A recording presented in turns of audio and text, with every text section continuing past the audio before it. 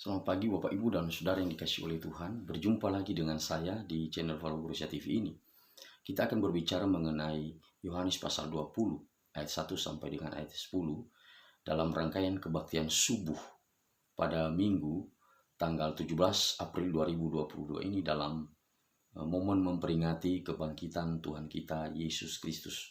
Namun sebelumnya saya mengajak kita untuk berdoa. Dengan segala kerendahan hati, Allah Tritunggal, Bapa, Putra, dan Roh Kudus, kami mau belajar kebenaran firman-Mu ini. Tuhan singkapkan kebenaran dan Tuhan pakailah hamba-Mu, serta juga pendengar yang menonton video ini boleh diberkati dan mereka dikuatkan di dalam kasih karunia Tuhan. Dalam nama Tuhan Yesus kami berdoa. Amin. Saya bacakan. Pada hari pertama minggu itu, pagi-pagi benar, ketika hari masih gelap, pergilah Maria Magdalena ke kubur itu dan ia melihat bahwa batu telah diambil dari kubur. Ia berlari-lari mendapatkan Simon Petrus dan murid yang lain yang dikasihi Yesus dan berkata kepada mereka, Tuhan telah diambil orang dari kuburnya dan kami tidak tahu di mana ia diletakkan. Maka berangkatlah Petrus dan murid yang lain itu ke kubur. Keduanya berlari bersama-sama, tetapi murid yang lain itu berlari lebih cepat daripada Petrus, sehingga lebih dahulu sampai di kubur. Ia menjenguk ke dalam dan melihat kain kapan terletak di tanah, akan tetapi ia tidak masuk ke dalam. Maka datanglah Simon Petrus juga menyusul dia dan masuk ke dalam kubur itu. Ia melihat kain kapan terletak di tanah, sedang kain peluh yang tadinya ada di kepala Yesus tidak terletak dekat kain kapan itu, tetapi agak di samping di tempat yang lain dan sudah tergulung. Maka masuklah juga murid yang lain yang lebih dahulu sampai di kubur itu, dan ia melihatnya dan percaya, sebab selama itu mereka belum mengerti isi kitab suci yang mengatakan bahwa ia harus bangkit dari antara orang mati. Lalu pulanglah kedua murid itu ke rumah. Nah, saudara yang dikasihi oleh Tuhan, dalam video saya sebelumnya ketika membahas Yesaya pasal 52, khususnya di ayat 13 itu dikatakan bahwa hamba Tuhan yang menderita itu akan berhasil, akan ditinggikan, akan disanjung. Nah, itu berkaitan tentang nubuatan Yesaya tentang sosok Mesias yang harus mengalami penderitaan, tetapi ingat bahwa dia tidak hanya berhenti pada penderitaan yang dialaminya, tapi dia akan ditinggikan, dia akan menang, dia akan mengalami pemuliaan setelah penderitaan itu. Dan itulah yang dialami oleh Tuhan kita Yesus Kristus. Dari fase dia di mana ditangkap di Taman Getsemani sampai dia mati di atas kayu salib, dia sudah berhasil. Ia berhasil di situ. Berhasil artinya taat sepenuhnya pada kehendak Bapa, sesuai dengan doanya di Taman Getsemani ketika dia berdoa, ya Bapa, kiranya cawan ini berlalu daripadaku, tapi janganlah kehendakku yang jadi, tetapi kehendak Bapa. Dan itu dia taati sepenuh hati sampai dia mati di atas kayu salib. Provokasi-provokasi yang dilakukan oleh orang banyak dan juga para penjahat yang disalib bersama dengan dia, yang berseru-seru kepadanya ketika mereka berkata, turunkan dirimu dan selamatkan juga kami. Dan Yesus Kristus tidak pernah mau diprovokasi oleh bahasa-bahasa seperti itu. Dia taat sepenuhnya, menanggung beban, menanggung murka Allah di atas kayu salib dengan berhasil sampai mati. Nah, setelah dia mati di salib, dia dikuburkan, dan ternyata 3 hari kemudian itulah yang menjadi pokok pembicaraan kita, yaitu dia bangkit, dia menang, dia mengalahkan maut, dan dia menyatakan kuasa Allah yang maha tinggi dengan kebangkitannya. Nah, siapa yang pertama kali melihat atau menyaksikan bahwa Yesus itu sudah bangkit? Nah, saudara, Alkitab ini konsisten dengan segala pekerjaan-pekerjaan besar yang dilakukan oleh Allah. Apakah itu ketika inkarnasi, artinya ketika Yesus lahir, kita tahu dalam cerita itu bahwa yang pertama kali mendengar berita itu, yang mendapatkan informasi tentang itu adalah para gembala di padang. Ya. Nah, kemudian juga dalam proses kebangkitan Yesus ini, siapa yang pertama kali mendengar kabar itu, melihat, menyaksikan kebangkitan daripada Tuhan Yesus itu, ialah perempuan Maria Magdalena yang disebutkan secara khusus dalam bagian ini. Jadi orang-orang ini, baik para gembala maupun Maria Magdalena, di dalam budaya pada waktu itu dianggap sebagai manusia-manusia kategori atau kelas kedua. Ya, kenapa? Karena memang di dalam budaya waktu itu ya, selain daripada hukum patriark, juga ada pengelompokan dalam tatanan masyarakat, dan khususnya para gembala ini dianggap adalah orang-orang yang tidak terlalu penting di dalam kemasyarakatan. Nah, tetapi Alkitab konsisten menunjukkan kepada kita bahwa Allah justru menyatakan hal-hal yang besar bagi orang-orang yang terpinggirkan, bagi orang-orang yang dianggap adalah manusia kelas 2. Dan itulah visi misi Allah ke dalam dunia ini, bahwa Allah peduli, Allah memperhatikan, dan Allah ingin menyelamatkan barang siapa mereka yang ada di dalam kondisi terpuruk, dalam kondisi tidak berdaya, dalam kondisi lemah, dalam kondisi tidak punya pengharapan. Dan sebenarnya memang anugerah Tuhan itu tidak hanya bagi mereka yang terpinggirkan ini ya, tapi kepada semua orang yang membutuhkan anugerah Tuhan yang ada di dalam rencana Allah yang kekal, untuk memilih mereka menikmati anugerah keselamatan dari kuasa maut dan hukuman atas dosa-dosa kita. Dan kita bersyukur Bapak Ibu dan Saudara bahwa kita sudah tercover dalam bagian itu sebagai orang-orang yang percaya, yang menanggapi, yang merespons anugerah Tuhan yang besar melalui karya salib dan kebangkitan Tuhan Yesus ini.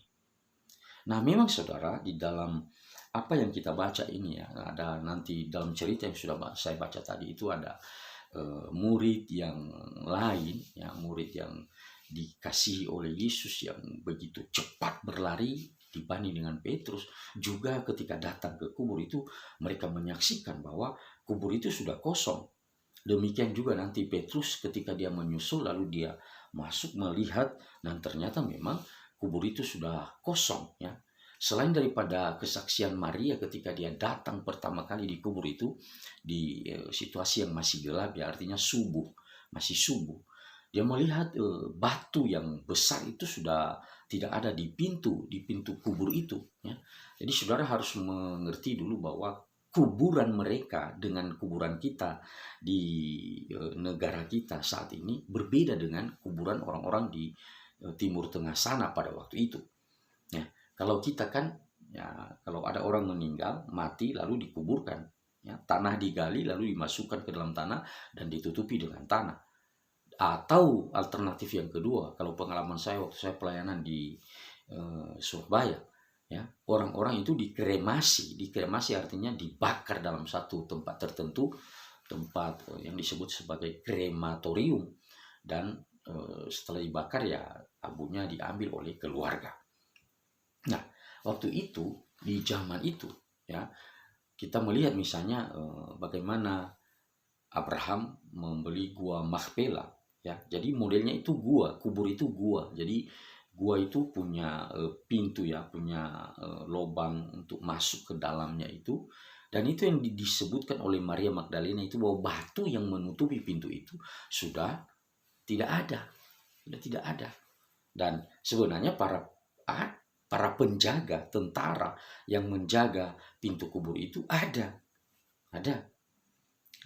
Tapi Maria melihat bahwa itu pintu itu sudah tidak tertutup lagi dengan batu besar itu. Kita melihat misalnya di ayat 1, ia melihat bahwa batu telah diambil dari kubur.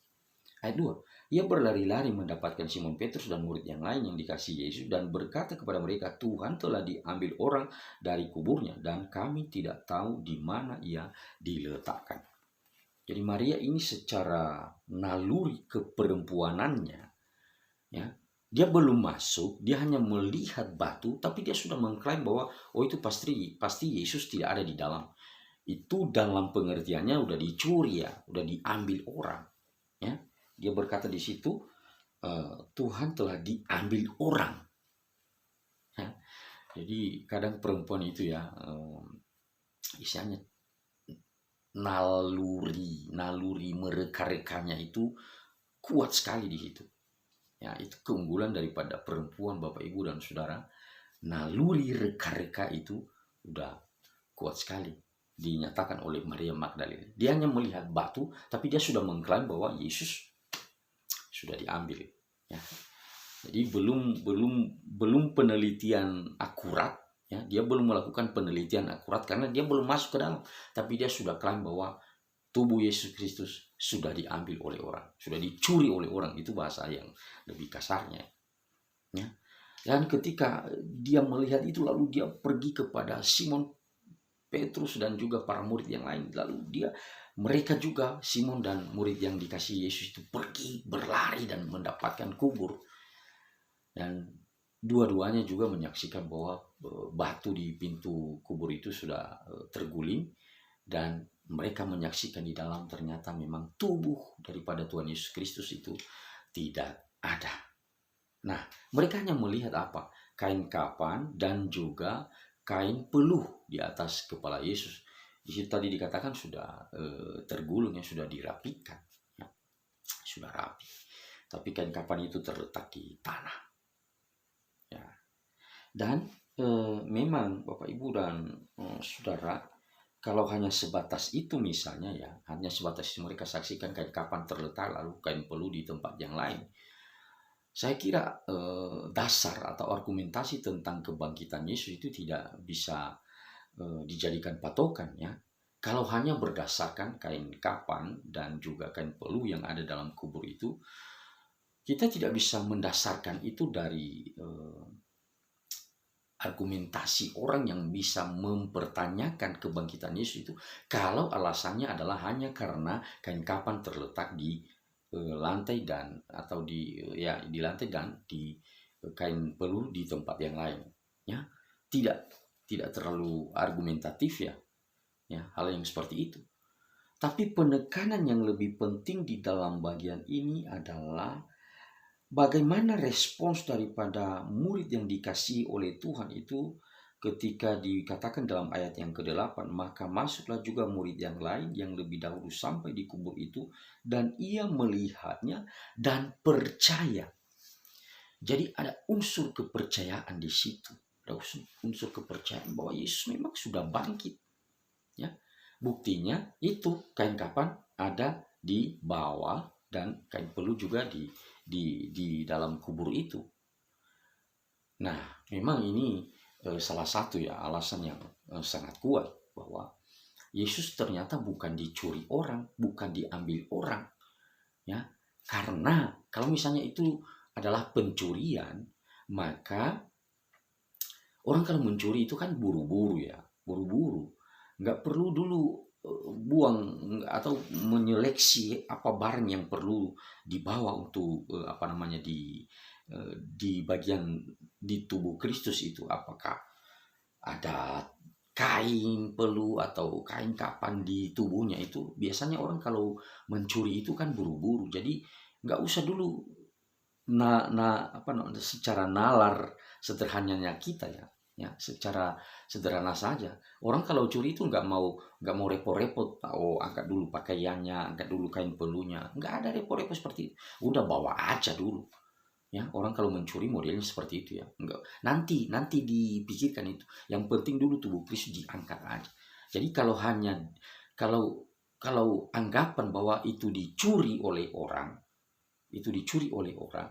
ya salah satu sanggahannya yaitu mengapa kain kapan itu mesti ada di situ dan kain peluh ada di situ. Apakah para pencuri itu ya membersihkan dia dulu? Itu nggak mungkin ya, karena konteks mencuri itu harus cepat-cepat. Udahlah, itu urusan belakangan untuk membersihkan itu, membuang kain-kainnya itu.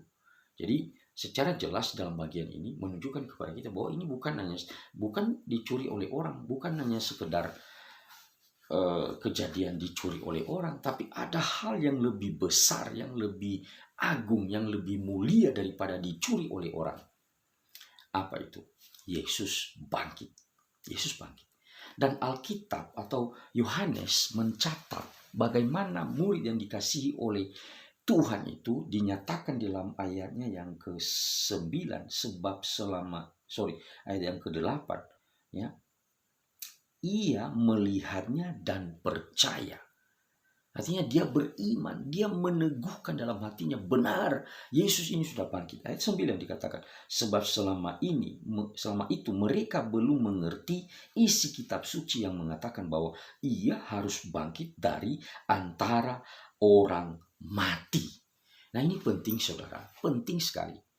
Apa yang penting di sini? Seperti yang pernah saya jelaskan di video-video saya sebelumnya, bahwa pekerjaan Kristus dalam penebusan ini, dalam karya penyelamatan ini, tidak hanya berhenti pada karya salib, ya, tapi itu adalah satu paket dengan kebangkitannya.